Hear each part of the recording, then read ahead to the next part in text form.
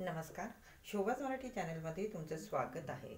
उद्या श्रीकृष्ण जन्माष्टमी. महिलांनी या दिवशी कोणत्या सेवा कराव्या, तुळशीपत्र कुठे ठेवावं याबद्दल माहिती सांगतोय.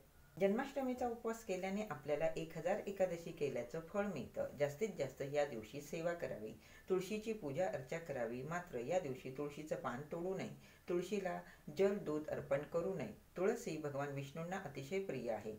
उंबऱ्याला हळदीचं लेपन करावं. मुख्य दरवाजा जिथे आहे त्याच्या उजव्या बाजूला किंवा मुख्य दरवाजाच्या कडीला मंजिरीसह तुळशीपत्र लावावं.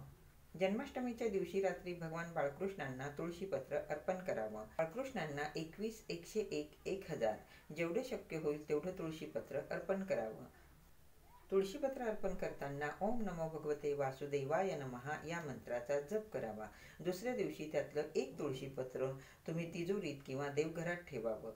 तुळशीपत्र अर्पण करताना विष्णू सहस्रनामावलीचं पठण तुम्ही करू शकता.